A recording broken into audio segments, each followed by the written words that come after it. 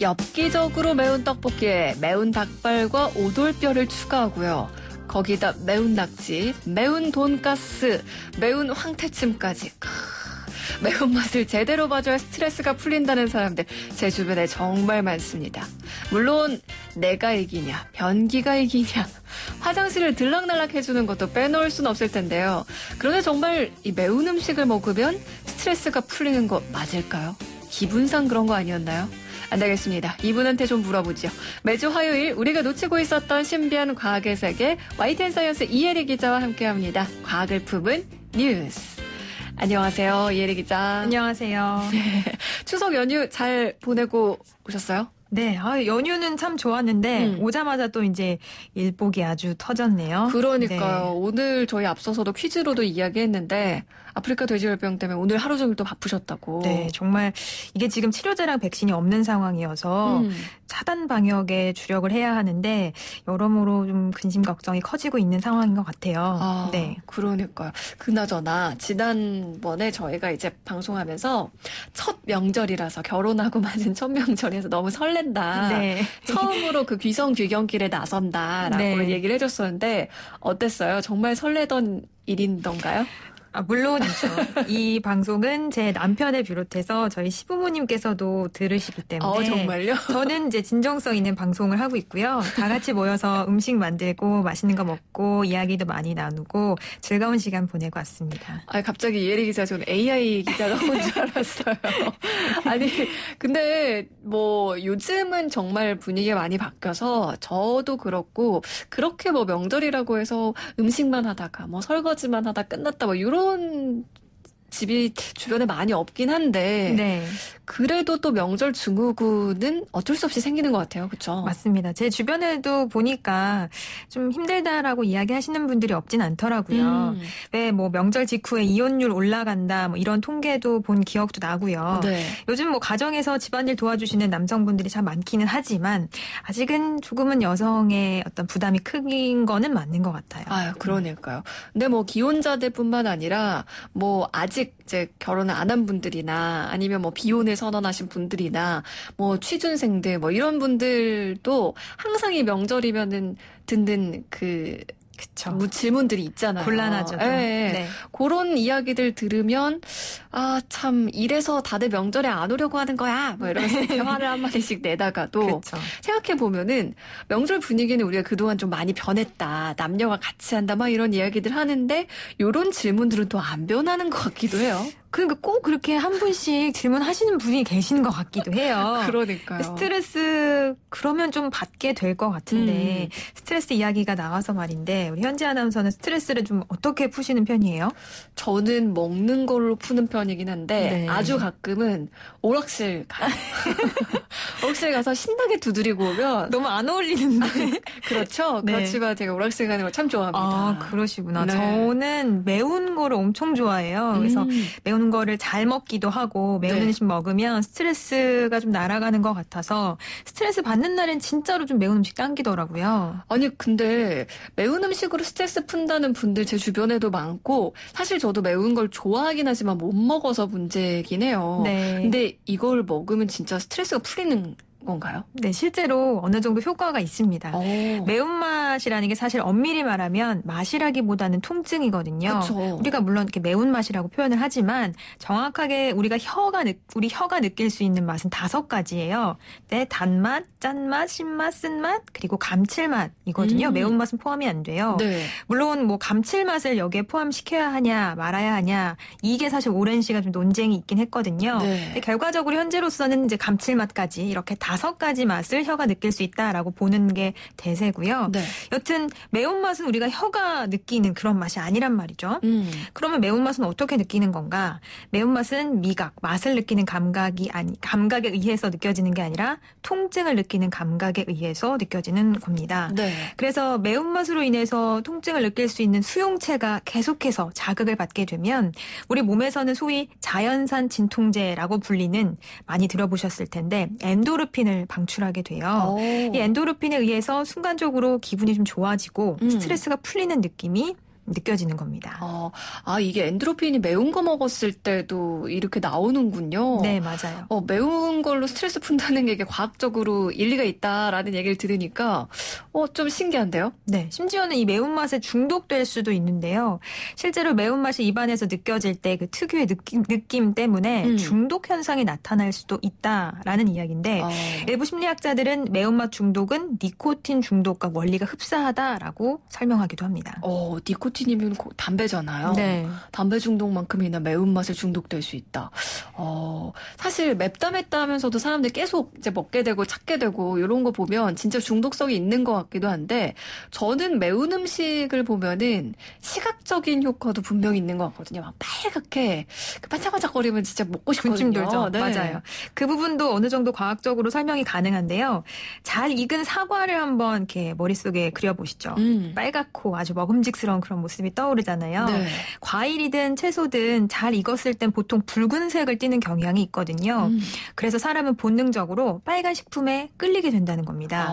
왜냐하면 이제 그때가 가장 영양소가 풍부한 상태니까요. 그렇게 오랫동안 이 본능에 내재되어 온 이런 것들이 현대사회에서 빨간 음식으로 이제 발현이 되는 건데요. 예전에 다이어트 하시는 분들이 식욕 떨어뜨리려고 일부러 파랗게 색을 바꿔놓은 음식 사진 이렇게 보기도 하고 그런 사진들이 이제 인터넷에 돌기도 했잖아요. 네. 뭐 빨간 떡볶이를 파랗게 색을 바꿔서 한다거나 그러면 갑자기 먹기 싫어지잖아요. 생각만 해도 별로네요. 맞아요. 네, 그래서 결국 이 빨간 음식이라는 게 식욕을 돋우는 그런 역할을 한다. 이 빨간 맛의 매력이 이런 쪽으로도 좀 발현이 되는 것 같아요. 아니 아까 이혜리 기자가 빨간 잘 익은 사과 한번 상상해 보세요라고 하셨는데 지금 생각하자마자 이게 침이 탁 돌면서 그러고 매운 음식도 얘기하니까 저는 떡볶이도 정말 좋아하거든요. 네. 저녁에 떡볶이 한 접시 해야 되겠다 그런 생각도 들고. 근데 앞서서도 제가 얘기했지만 저는 매운 음식을 좋아하는데 사실 위가 좀 안 좋아서 이 매운 거 먹으면 속이 그렇게 쓰려요. 그렇죠. 이게 사실 많이 먹으면 당연히 이제 위에 좀 부담이 돼도 저도 이제 좋아하는데도 많이 먹으면 속 쓰리고 그렇거든요. 네. 매운 음식 위에 무리가 줄 수 있어서 적당히 드시는 게 좋겠는데 만약에 먹는 중에 너무 매워서 진짜 괴롭다 못 살겠다 하신다면 이 음식과 함께 드실 것을 추천하고 싶습니다. 뭔가요? 혹시 그 빨간 떡볶이 매운 거 시키면 주는 그 음료수 있잖아요. 약간 요구르트 맛 살짝 나는 네. 그런 거? 그런 건가요? 개인마다 또 노하우들이 다 있긴 하더라고요. 네. 근데 저는 추천하고 싶은 건 이제 우유인데요. 매운 음식에 들어가 있는 이 캡사이신이 기름에 녹기 때문에 우유 먹으면 좀 그런 매운기가 가라앉을 수 있고요. 네. 마요네즈 같은 것도 괜찮을 수 있어요. 또 혀에 붙은 캡사이신을 탄수화물로 분해할 수도 있는데요. 네. 밥이나 빵을 잠시 입에 물고 있다가 씹어서 삼키는 방법. 이 방법도 한번 써보셔도 좋을 것 같습니다. 우유가 일단은 가장 귀에 쏙 들어오는데 혹시라도 너무 먹고 싶은데 다음날 속 쓰릴까 봐 걱정된다면 우유 챙겨서 먹어야겠네요. 자, 그래서 사실 근데 저는 이런 음식들이 있긴 한데 좀 뭐 워낙 잘 먹기 때문에 당당하게 맨입으로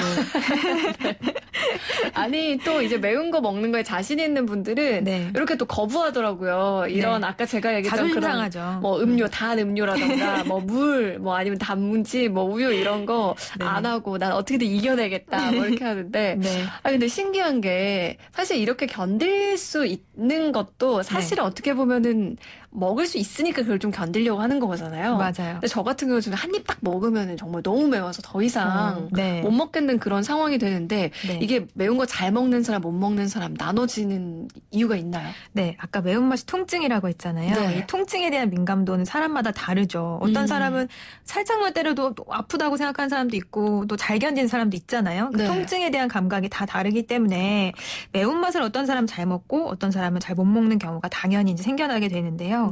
심지어는 이제 체내에서 매운맛을 감지하는 작용과 뜨거움을 감지하는 작용이 같다라는 이론도 있어요. 그래서 이제 뜨거운 것을 잘 먹는 사람이 매운 것도 잘 먹는다. 이렇게 설명을 하기도 하는데요. 신기하게도 영어로 뜨거운 것을 hot이라고 하는데 매운 것도 hot이라고 표현을 하잖아요. 그러니까 이 뜨거운 것과 매운 것의 어떤 이런 감각이 같은 계통이다라는 설명도 있다는 거 알아두시면 재밌을 것 같아요. 혜리 기자는 어때요? 뜨거운 것도 잘 드세요? 네, 저는 뜨거운 것도 잘 먹는 편이에요. 저는 생각해보니까 매운 것도 잘 못 먹고 뜨거운 것도 잘 못 먹어서 네. 국밥 같은 거 먹으러 가면 뜨거워서 일단 그 한 김 식히고 물 살짝 넣어가지고 식혀가지고 먹거나 뭐 이렇게 하거든요. 네. 듣고 보니까 좀 묘하게 설득력 있는 이야기들이 오늘 이어지는데 아니 뭐 이렇게 먹는 얘기하고 음식 이야기 나온 김에 이번 명절에 좀 요리 솜씨 좀 발휘 좀 하셨어요?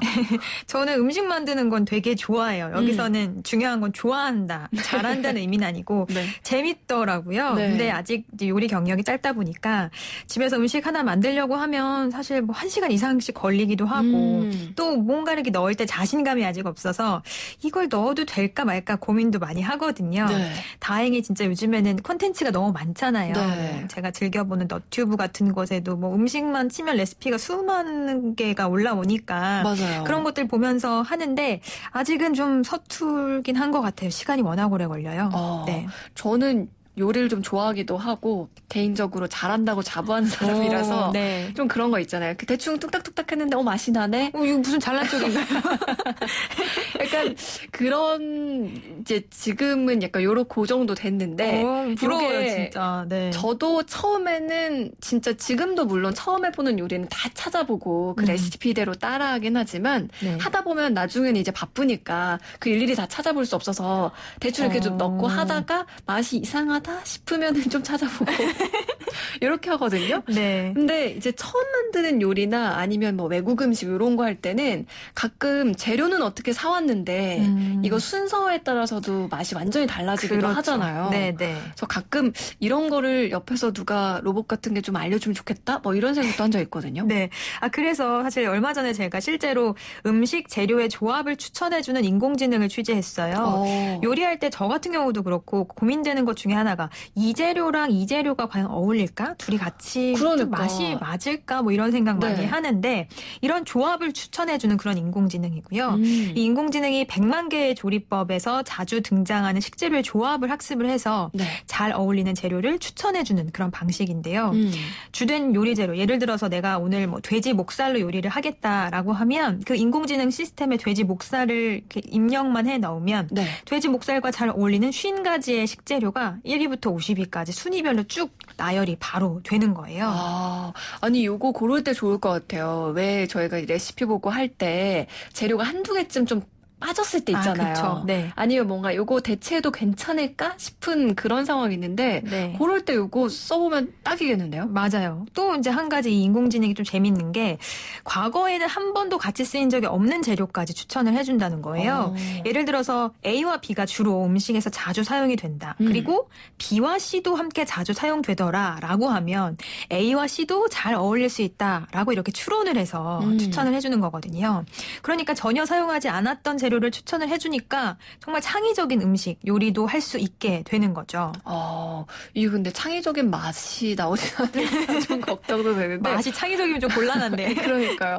아니 그래도 또 이런 식으로 뭔가 재료를 추천해준다고 하니까 인공지능이 또 이런 분야에서 쓸 수 있구나 놀랍네요. 네. 다만 이제 아쉽게도 아직은 말씀드린 검색어 입력이나 뭐 순위 나열 이런 것들이 모두 다 영어로 돼 있어요. 그러니까 서양 음식을 기반으로 만들어진 인공지능이거든요. 나중에 양식 근사하게 한번 할 때 써보세요. 좋은 방법이네요. 사실 양식이 재료가 국내 없는 것들이 많아가지고 이런 게 좀 어려운데 한번 활용해 봐야겠습니다. 아니 이제 조금 있으면 우리 한식 재료 추천해주는 AI도 개발되겠죠? 네, 연구팀이 이제 한식으로도 확장하기 위해서 추가 연구를 한다고 하니까요. 기대해봐도 좋을 것 같습니다. 네, 얘기를 들으니까 한번 어떤 건지 좀 실제 확인을 해보고 싶은데 뭐 인터넷 사이트가 있는 건가요? 네, 연구팀이 연구 결과를 온라인에 아예 공개를 해서 모든 분들이 다 사용할 수 있도록 해놨거든요. 제가 끝나고 주소를 좀 적어드리도록 하겠습니다. 네, 저희가 요 인터뷰 전문 올릴 때 그 주소까지 함께 올려드리도록 할게요. 오늘 이렇게 뭐 재밌는 이야기 많이 해주셨는데 직접 추천곡을 또 하나 선곡해 오셨다고요? 오늘 매운 음식 얘기 많이 했잖아요. 이 음악이 떠오르더라고요. 레드벨벳의 빨간 맛을 함께 들어보면 좋을 것 같아요. 이 노래 들으면서 지금 왠지 또 매운 거 드시러 가시는 분들도 계실 것 같아요. 지금까지 우리가 놓치고 있었던 신비한 과학의 세계 YTN 사이언스 이혜리 기자와 함께했습니다. 예리 기자 오늘 말씀 고맙습니다. 감사합니다. 네, 레드벨벳의 빨간 맛 띄워드릴게요. 빨간 맛.